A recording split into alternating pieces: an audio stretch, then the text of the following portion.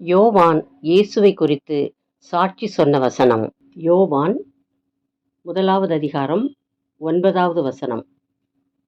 உலகத்திலே வந்து எந்த மனுஷனையும் பிரகாசிப்பிக்கிற ஒளியே அந்த மெய்யான ஒளி.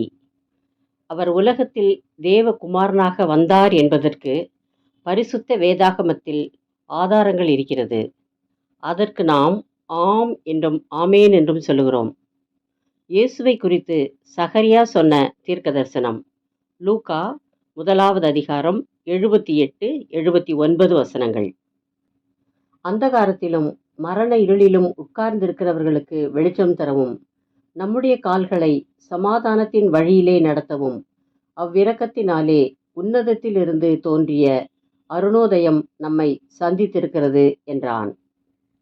அவர் பாவ மன்னிப்பை நமக்கு கொடுக்க வந்தார். அதிலிருந்து விடுதலையாகி பரிசுத்தமாக வாழும் வழியையும் நமக்கு சொல்லி நம்மை சமாதானமாக வழி நடத்த அவரால் மட்டுமே முடியும்.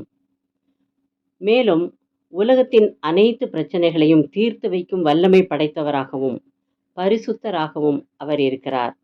என் வாழ்வே இருண்டு போயிருக்கிறது, இதிலிருந்து என்னை விடுவித்து என் வாழ்வை யார் பிரகாசமாக்குவார்? யார் என்னை தேற்றுவார்? யார் என்னோடு கடைசி வரை இருந்து என்னை பாதுகாப்பார் என்று வருந்தி கொண்டிருக்கிறீர்களா? இன்றே இயேசுவை நோக்கி பாருங்கள். அவர் உங்களுடைய எல்லா பிரச்சனைகளையும் தீர்த்து வைப்பார். அப்பொழுது உங்கள் வாழ்வு பிரகாசமடையும். சங்கீதம் 34வது அதிகாரம் 5வது வசனம்.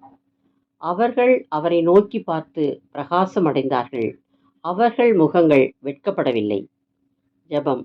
என் இருண்ட வாழ்வில் ஒளியேற்றி என்னை பிரகாசமாக்கும். சமாதானம் தந்து ஆசீர்வதியும்.